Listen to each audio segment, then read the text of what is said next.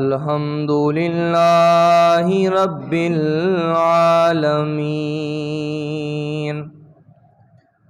والعاقبۃ للمتقین والصلاة والسلام علی سید الانبیاء والمرسلین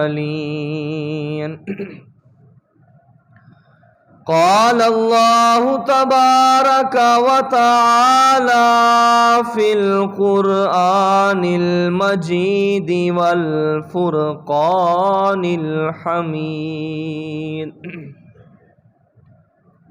اما بعد فاعوذ باللہ من الشیطان الرجیم بسم اللہ الرحمن الرحیم لقد من اللہ علی المؤمنین اذ بعث فیہم رسولا آمنت باللہ صدق اللہ العظیم وصدق رسولہ النبی الکریم الامین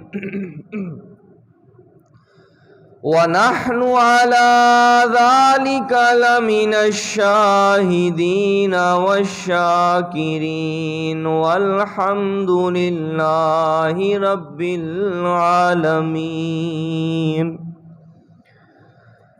ان اللہ وملائکتہ یصلون علی النبی یا ایہا الذین آمنوا صلوا علیہ وسلموا تسلیما الصلاۃ والسلام علیک یا سیدی یا رسول اللہ الصلاۃ والسلام علیک یا سیدی یا حبیب اللہ الصلاۃ والسلام علیک یا سیدی یا نبی اللہ وعلی آلک واصحابک یا سیدی یا محمد رسول اللہ صلی اللہ علیہ وسلم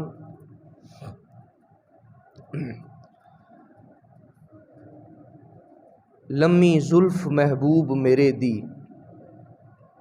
جی میں لمی رات ہجر دی لمی زلف محبوب میرے دی جی میں لمی رات ہجر دی تے متھے وچوں لاٹاں نکلن جی میں تلت مہر سہر دی نین نرالے مست رسیلے وچ جھلک مازاغ بسر دی نین نرالے مست رسیلے وچ جھلک مازاغ بسر دی آزم چمک دنداں دی اگے کی قیمت قدر گوہر دی آزم چمک دنداں دی اگے کی قیمت قدر گوہر دی اللہ رب العزت کی حمد و ثنا حضور سرکار دو عالم صلی اللہ علیہ وآلہ وسلم کی بارگاہ ناز کے اندر ہدیہ درود و سلام کا نذرانہ پیش کرنے کے بعد دعا ہے کہ اللہ رب العزت میری اور آپ سب کی حاضری کو اپنی پاک بارگاہ کے اندر شرف قبولیت سے سرفراز فرمائے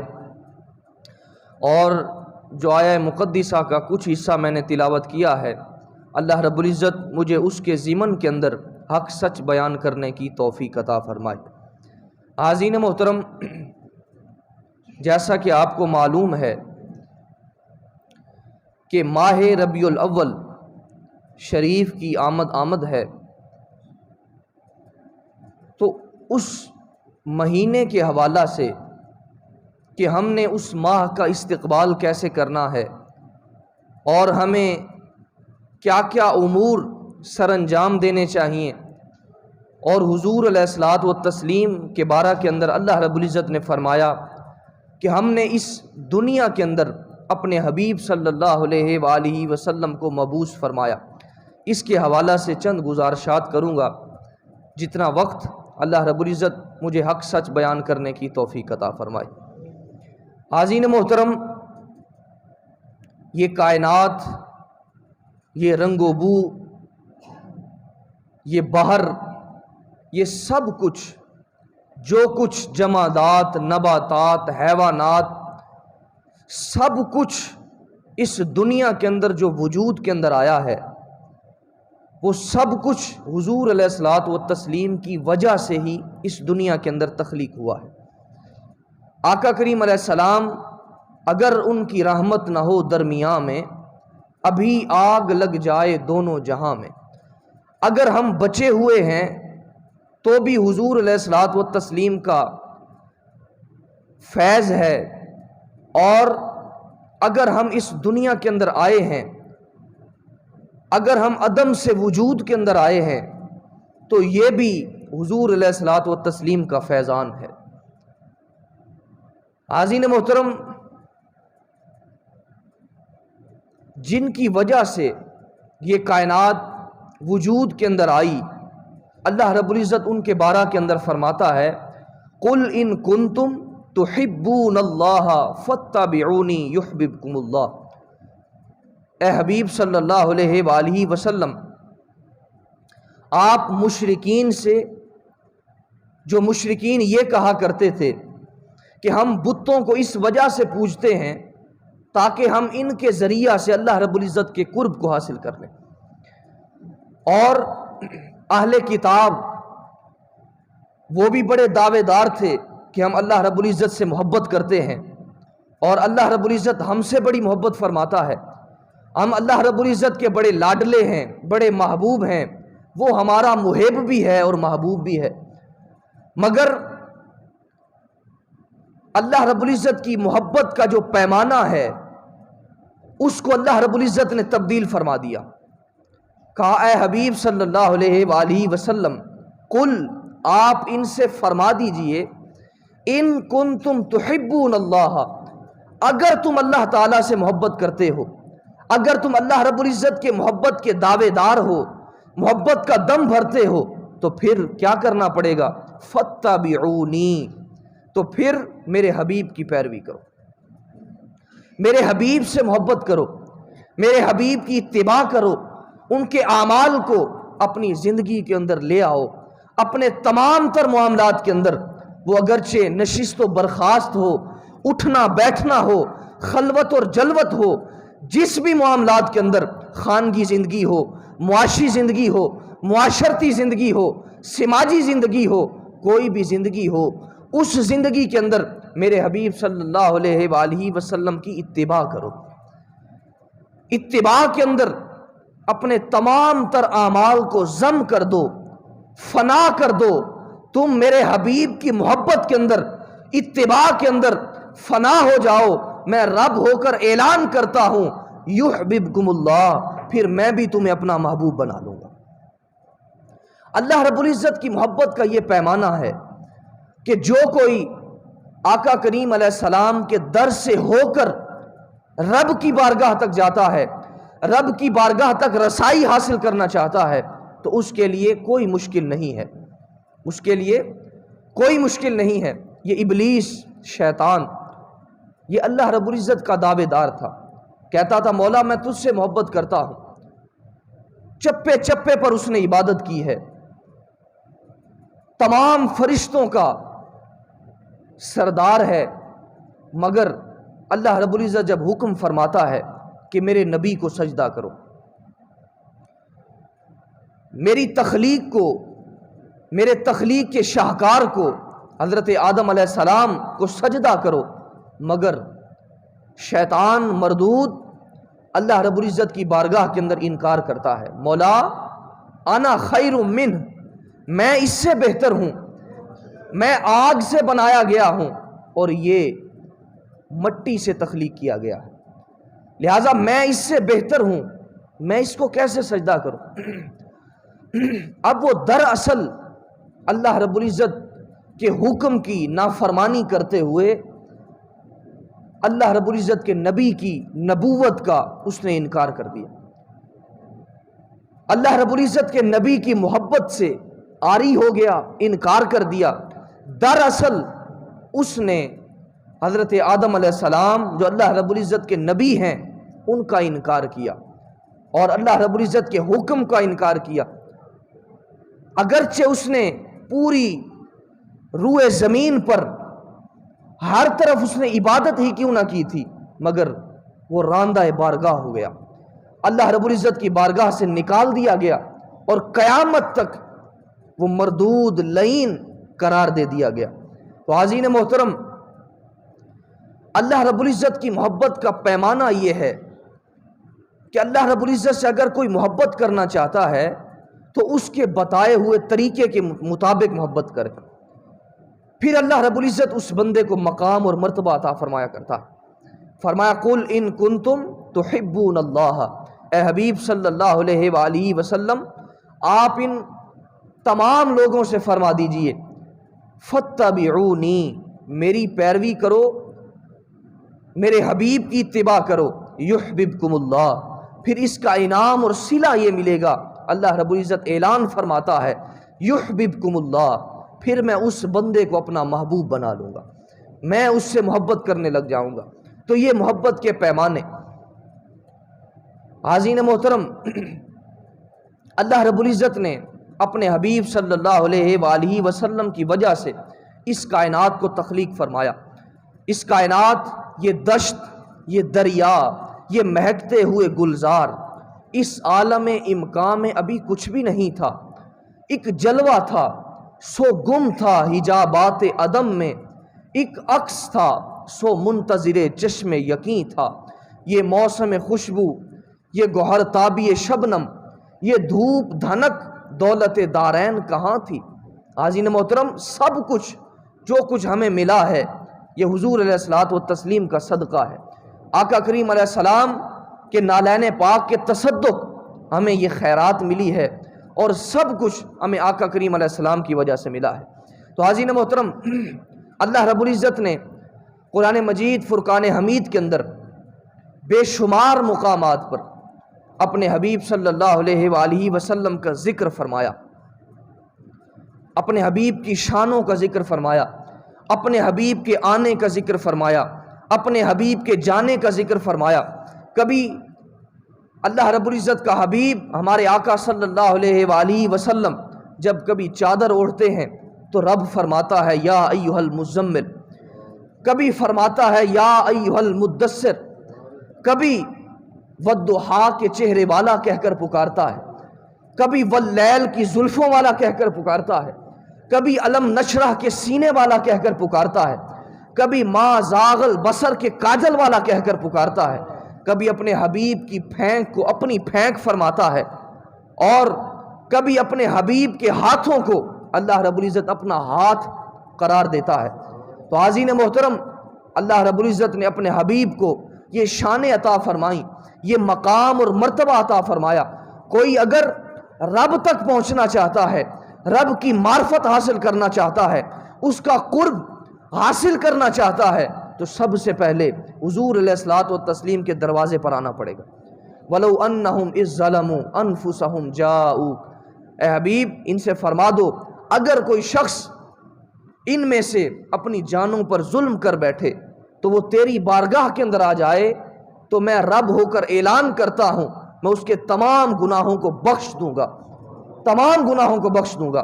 تو حاضرین محترم، یہ وہ سودے ہوتے ہیں جو محبت کے ہوا کرتے ہیں، یہ وہ سودے ہیں جو عشق کے سودے ہیں۔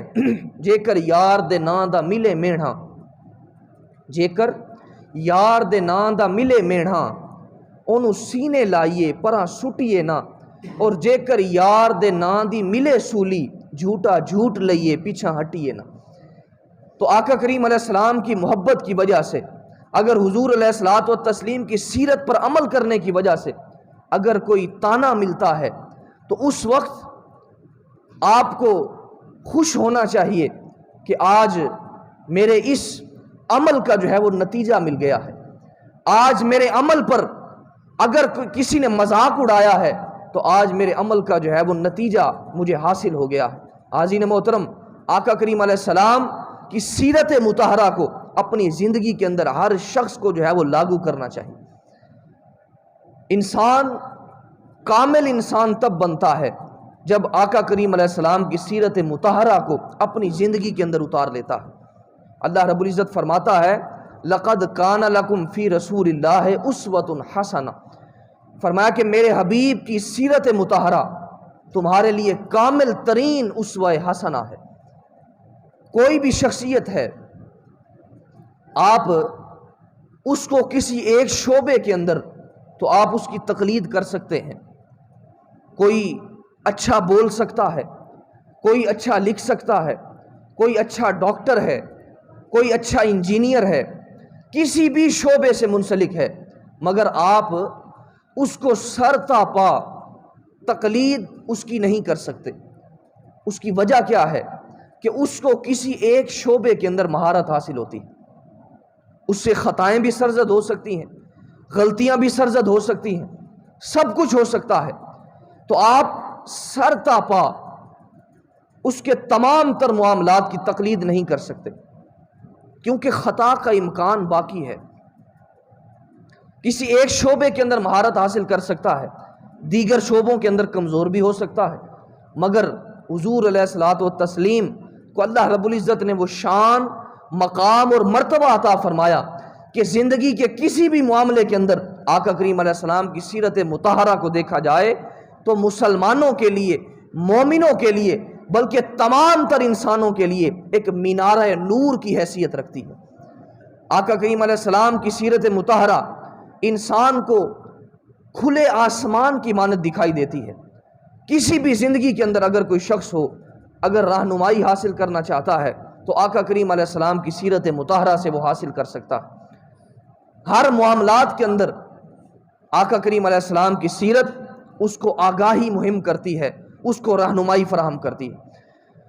تو حاضرین محترم، اللہ رب العزت نے اپنے حبیب صلی اللہ علیہ وآلہ وسلم کو اس دنیا کے اندر مبعوث فرمایا. ہر نبی اس دنیا کے اندر آیا اور اپنے دور کے مطابق معجزات لے کر آیا. کسی کو ایک معجزہ ملا، کسی کو 2 معجزے ملے، کسی کو 3 ملے. حتیٰ کہ کتابوں کے اندر موجود ہے کہ سب سے زیادہ جس نبی کو معجزے عطا کیے گئے اس کی تعداد 9 ہے. 9 معجزے ایک نبی کو عطا کیے گئے.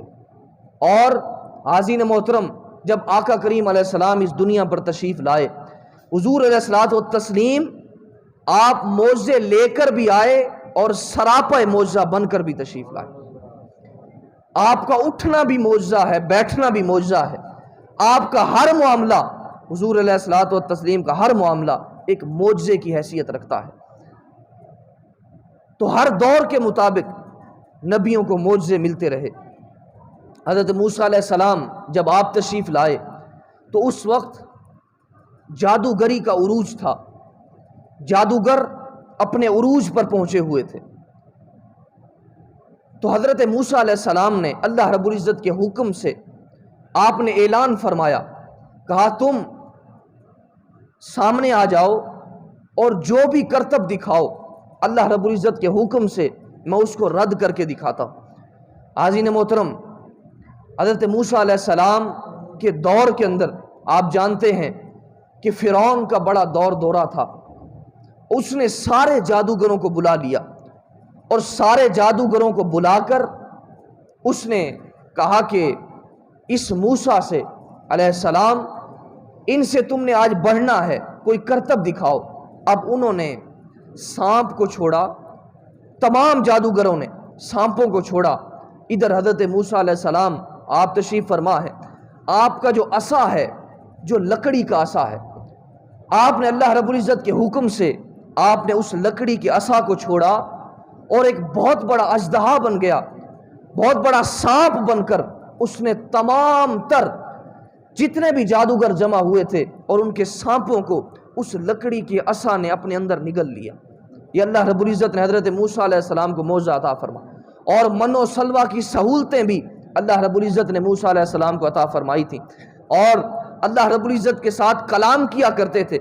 کسی کو اللہ رب العزت نے خلیل بنایا تھا اور ان کو بھی معجزات عطا فرمائے تھے۔ حضرت عیسیٰ علیہ السلام کو اللہ رب العزت نے اس دور کے اندر بھیجا جس دور کے اندر اطباء کا دور تھا، طبیب اپنے علاج کے ساتھ لوگوں کو مدہوش کیے ہوئے تھے، علاج کرتے تھے، لوگ شفا پا جاتے تھے۔ اب حضرت عیسیٰ علیہ السلام کو اللہ رب العزت نے یہ مقام عطا فرمایا کہ آپ کو اس دور کے اندر بھیجا، اور آپ کسی کوڑی کے مرض والے کو ہاتھ لگاتے اللہ رب العزت شفا عطا فرما دیا کرتا۔ کوڑی کا مرض جو لا علاج مرض تھا، آپ اس کو ہاتھ لگاتے تھے اور دعا کرتے تھے، اللہ رب العزت اس کی بیماری کو دور فرما دیا کرتا۔ اور کسی مردے کے پاس چلے جاتے تھے، اللہ رب العزت کے حکم سے آپ اس کو فرماتے قم باذن اللہ، اللہ رب العزت کے حکم سے کھڑے ہو جاؤ، تو وہ مردہ جو ہے وہ پرانی سے پرانی قبر بھی ہوتی تھی، اللہ رب العزت کے حکم سے کھڑے ہو جایا کرتا۔ تو اطباء کا دور، اس دور کے مطابق اللہ رب العزت نے اپنے حضرت عیسیٰ علیہ السلام اپنے نبی کو معجزہ عطا فرمایا، اور اسی طرح ہی آقا کریم علیہ السلام کو اللہ رب العزت نے اس دور کے اندر بھیجا۔ اللہ رب العزت جانتا تھا کہ یہ وہ دور ہے جس دور کے اندر انسان چاند پر چلا جائے گا، چاند پر پہنچ جائے گا۔ گزشتہ دنوں جس طرح آپ نے نیوز پڑھی ہوگی کہ انڈیا کے بارے میں کہا جا رہا تھا کہ وہ چاند پر پہنچ گیا ہے، تو حاضرین محترم، اللہ رب العزت نے اپنے حبیب صلی اللہ علیہ وآلہ وسلم کو اس دور کے مطابق یہ بھی معجزہ عطا فرمایا تھا کہ آپ کو اللہ رب العزت نے معراج کی سیر عطا فرمائی تھی، معراج کروا دی تھی۔ سبحان الذی اسری بعبدہ لیلا من المسجد الحرام الی المسجد الاقصی، پاک ہے وہ ذات جو اپنے بندے کو لے گئی، سیر کروائی۔ سبحان الذی اسری، پاک ہے وہ ذات جس نے اپنے حبیب اپنے بندے کو سیر کروائی۔ حاضرین محترم، ایک سفر ہوتا ہے، ایک سیر ہوتی ہے۔ سفر مثال کے طور پر آپ نے یہاں سے کراچی جانا ہے اور آپ نے وہاں پر پہنچنا ہے، تو آپ راستہ کے اندر کسی جگہ پر وقت کو ضائع نہیں کریں گے۔ آپ بغیر ٹائم کو ضائع کیے ہوئے آپ اپنی منزل مقصود تک پہنچنا ہی گوارا کریں گے۔ آپ چاہیں گے کہ میں اپنی منزل تک جلد سے جلد پہنچ جاؤں۔ اس کو سفر کہتے ہیں۔ بغیر وقت ضائع کیے آپ اس منزل پر پہنچ جاتے ہیں۔ اور دوسری سیر ہوتی ہے، جب آپ کسی جگہ پر سیر کرنے کے لیے جاتے ہیں تو آپ راستہ کے اندر بہت ساری چیزوں پر آپ اپنا وقت بھی جو ہے وہ پاس کرتے ہیں، اپنا دل بہلاتے ہیں، کبھی اس چیز کو دیکھتے ہیں، کبھی اس چیز کو دیکھتے ہیں، کبھی اس چیز کو دیکھتے ہیں، تو اس کو سیر کہا جاتا ہے۔ یعنی آپ رکتے ہیں، رک کر چلتے ہیں، پھر آپ وہاں جا کر سیر کرتے ہیں۔ آپ ٹائم کا اندازہ نہیں لگاتے بلکہ تسلی کے ساتھ آپ خوب انجوائے کرتے ہیں۔ اسی طرح ہی اللہ رب العزت نے اپنے حبیب صلی اللہ علیہ وآلہ وسلم کے لیے فرمایا کہ پاک ہے وہ ذات جس نے اپنے بندے کو سیر کروائی۔ سفر کا نہیں فرمایا بلکہ سیر کا فرمایا کہ وہ ذات جو اپنے بندے کو لے گئی اور اس نے سیر کروائی۔ تو اللہ رب العزت نے اس دور کے مطابق حضور علیہ الصلوۃ والتسلیم کو یہ معجزہ عطا فرمایا۔ یعنی چاند کہاں نیچے رہ جاتا ہے اور آقا کریم علیہ السلام کو اللہ رب العزت نے وہاں تک، اس بلندیوں تک اللہ رب العزت نے پہنچایا جہاں تک کسی کا خیال بھی نہیں پہنچ سکتا۔ ایک بزرگ گزرے ہیں، وہ فرماتے ہیں کہ میں خواب کے اندر 7 لاکھ عرش عبور کر گیا۔ کتنے؟ 7 لاکھ عرش عبور کر گیا۔ آپ کوئی بھی شخص کسی بھی مسلک سے، مذہب سے تعلق رکھتا ہو، وہ خواب کی سیر جو ہے اس کا انکار نہیں کر سکتا۔ روح سیر کرتی ہے، کوئی بھی شخص انکار نہیں کر سکتا۔ تو وہ بزرگ فرماتے ہیں، ہمارے شامل نصاب کتاب ہے، شرح عقائد نصفیہ،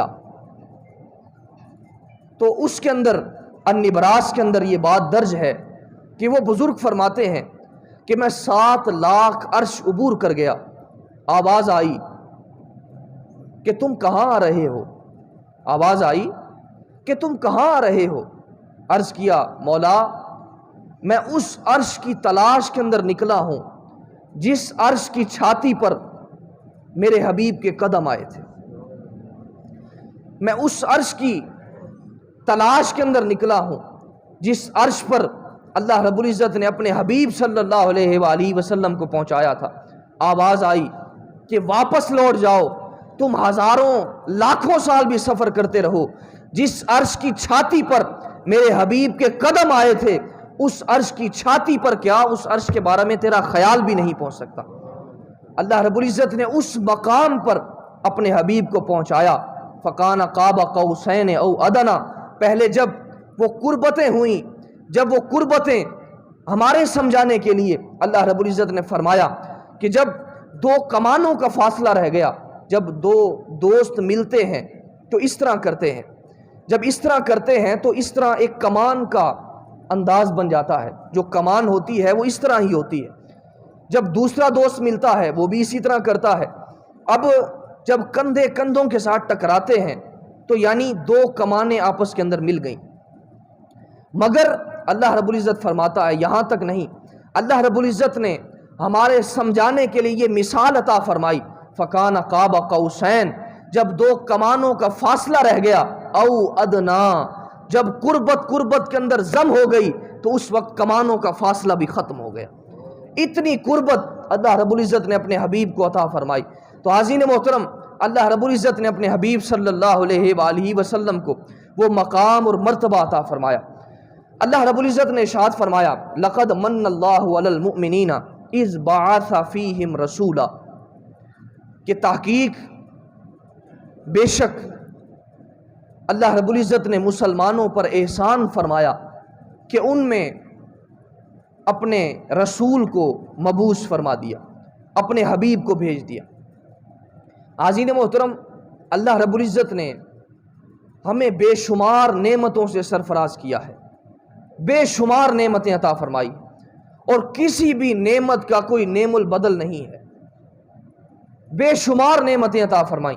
آنکھوں کی نعمت ذرا اندازہ کریں، ایک مفکر تھا، وہ آخری وقت کے اندر جب پہنچا شدید بیمار ہو گیا۔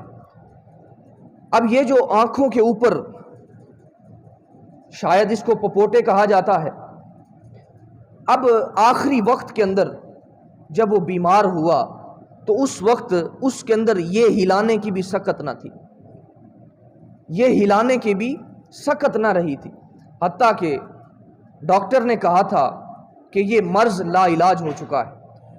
حتیٰ کہ اس کے ساتھ ایک شخص ہر وقت رہا کرتا تھا جو تھوڑی سی دیر کے بعد یہ پپوٹا اوپر کر دیا کرتا تھا، کبھی نیچے کر دیا کرتا۔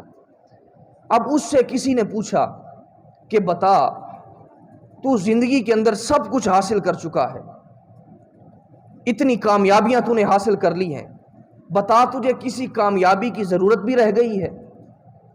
اب آخری تیرا وقت ہے، تو کیا چاہتا ہے؟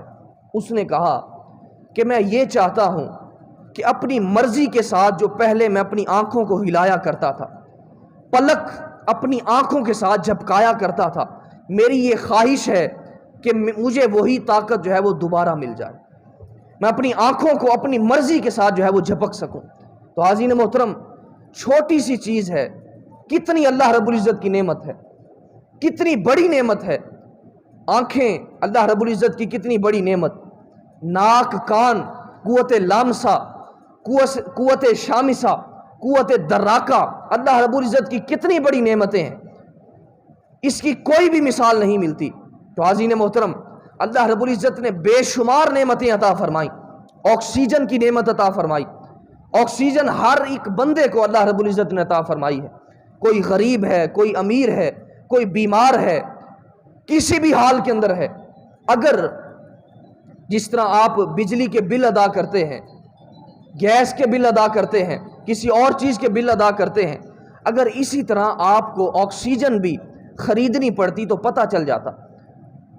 آکسیجن کے بغیر انسان زندہ نہیں رہ سکتا، مگر اللہ رب العزت نے وافر مقدار کے اندر انسان کی ضرورت کے مطابق آکسیجن عطا فرمائی۔ پانی جس کے بغیر انسان کا زندہ رہنا محال ہے، زندہ رہ ہی نہیں سکتا، مگر اللہ رب العزت نے پوری زمین کے 3 حصے پانی عطا فرمایا ہے اور 1 حصہ خشکی عطا فرمائی۔ تو بے شمار نعمتیں ہیں، اگر ہم ان کو گنتے رہیں ہماری گنتی کی انتہا ہو سکتی ہے، مگر اللہ رب العزت کی نعمتوں کی کوئی حد نہیں ہے۔ مگر اللہ رب العزت نے، میں جو بات کرنا چاہتا ہوں کہ اس مالک نے بے شمار نعمتیں عطا فرمائی ہیں، مگر کسی بھی نعمت پر احسان نہیں جتلایا۔ کسی بھی نعمت پر یہ نہیں کہا کہ میں تم پر احسان کر رہا، کسی بھی نعمت پر، مگر جب اپنے حبیب صلی اللہ علیہ وآلہ وسلم کو اللہ رب العزت نے عطا فرمایا اور اس دنیا کے اندر مبعوث فرمایا تو فرمایا لقد من اللہ، کہ تحقیق بے شک میں نے مومنوں پر احسان فرمایا کہ میں نے ان کے اندر اپنا رسول جو ہے وہ مبعوث فرما دیا۔ تو تمام نعمتیں، معلوم ہوا کہ تمام نعمتیں ہیج ہیں، تمام نعمتیں نیچے رہ جاتی ہیں، ذات مصطفیٰ کی نعمت سب سے بلند نعمت اللہ رب العزت نے عطا فرمائی۔ تو حاضرین محترم، اس کی وجہ کیا ہے؟ اس کی کیا وجہ ہے کہ اللہ رب العزت نے اس نعمت کا احسان جتلایا؟ میں آپ کی توجہ چاہوں گا۔ سب سے پہلی وجہ یہ ہے، مفسرین کرام بیان فرماتے ہیں کہ سب سے پہلی وجہ یہ ہے کہ ہر چیز کسی نہ کسی کو دے دی جاتی ہے، ہر چیز کسی نہ کسی کو دے دی جاتی ہے، مگر کوئی بھی شخص اپنا محبوب کسی کو نہیں دیا کرتا۔ ہر چیز دے دی جاتی ہے مگر کوئی اپنا محبوب کسی کو نہیں دیتا۔ اللہ رب العزت نے یہ کرم فرمایا کہ اپنا حبیب، اپنے محبوب کو ہم گناہگاروں کو عطا فرما دیا۔ تمام انسانوں کے لیے اللہ رب العزت نے اپنے حبیب صلی اللہ علیہ وآلہ وسلم کو مبعوث فرما دیا۔ یہ سب سے پہلی وجہ ہے جس کی وجہ سے اللہ رب العزت نے احسان کو جتلایا، فرمایا میں تم پر احسان کر رہا ہوں کہ میں تمہارے اندر اپنے حبیب کو بھیج رہا۔ عزیز محترم، معراج پر جانا یہ تعجب کی بات نہیں ہے۔ معراج پر اللہ رب العزت نے اپنے حبیب کو بلوایا، یہ اتنے بڑے تعجب کی بات نہیں ہے۔ وہاں سے اپنے حبیب کو واپس مخلوق کے اندر بھیجنا یہ سب سے بڑے تعجب کی بات ہے۔ محبوب کو محب جو ہے وہ بلا لیا کرتا ہے، اپنے پاس بلاتا ہے، مگر کوئی بھی محب یہ نہیں چاہتا کہ میرا محبوب واپس پلٹ جائے، میرا محبوب واپس چلا جائے۔ کوئی بھی محب یہ نہیں چاہتا، کوئی بھی عاشق یہ نہیں چاہتا، مگر اللہ رب العزت نے اپنے حبیب کو جب اپنے پاس بلوایا اور اپنے پاس بلا کر پھر اللہ رب العزت نے یہ کرم فرمایا کہ اپنے حبیب کو دوبارہ اسی مخلوق کے اندر جو ہے وہ بھیج دیا۔ یہ اللہ رب العزت نے سب سے بڑا احسان فرمایا۔ تو حاضرین محترم، انداز حسینوں کو سکھائے نہیں جاتے۔ خواجہ یار محمد فریدی رحمت اللہ علیہ بولے کہ انداز حسینوں کو سکھائے نہیں جاتے، جو امی لقب ہوں وہ پڑھائے نہیں جاتے۔ ہر ایک کا حصہ نہیں دیدار نبی کا، ہر ایک کا حصہ نہیں دیدار نبی کا، بو جہل کو محبوب دکھائے نہیں جاتے، بو جہل کو محبوب دکھائے نہیں جاتے۔ تو آقا کریم علیہ السلام کو اللہ رب العزت نے اس دکھی انسانیت کے اندر مبعوث فرمایا، اور اللہ رب العزت نے فرمایا کہ میں نے مومنین پر، مسلمانوں پر، انسانیت پر یہ احسان فرما دیا ہے کہ میں نے ان کے اندر اپنے رسول کو مبعوث فرما دیا ہے۔ دوسری بات، حاضرین محترم، دنیا کے اندر جو کچھ بھی ہمیں ملا ہے وہ سارے کا سارا حضور کے صدقہ سے، حضور کی نسبت کی وجہ سے ملا۔ حدیث قدسی ہے، لولاک لما خلقت الافلاک، فرمایا کہ اگر اے حبیب میں تجھے پیدا نہ فرماتا تو میں آسمانوں کو بھی پیدا نہ فرماتا۔ دوسری حدیث مبارکہ سنیے، امام قسطلانی رحمت اللہ علیہ حدیث نقل کرتے ہیں، فرماتے ہیں کہ اللہ رب العزت نے جب حضرت آدم علیہ السلام کو تخلیق فرمایا تو ان کو الہام کیا. جب الہام ہوا تو انہوں نے اللہ رب العزت کی بارگاہ کے اندر عرض کی، مولا تو نے میری کنیت ابو محمد کیوں رکھی ہے؟ میری کنیت ابو محمد کیوں رکھی ہے؟ اللہ رب العزت نے فرمایا، یا آدم ارفع راسک، آدم اپنے سر کو اٹھائیے. حضرت آدم علیہ السلام نے اپنے سر مبارک کو آسمانوں کی طرف اٹھایا اور کیا دیکھتے ہیں کہ عرش کے خیموں کے اندر ایک نور موجود ہے. عرش کے خیموں کے اندر ایک نور موجود ہے. عرض کی، مولا یہ نور کس کا ہے؟ یہ کون ہے؟ یہ کون ذی وقار ہے؟ یہ کس کا نور ہے؟ اللہ رب العزت نے فرمایا کہ آدم یہ اس نبی کا نور ہے جو تیری اولاد میں سے ہوگا. یہ اس نبی کا نور ہے جو تیری اولاد میں سے ہوگا، اور اس کا آسمانوں پر نام احمد ہے اور زمین پر اس کا نام محمد ہوگا. اور یہاں پر بات نہ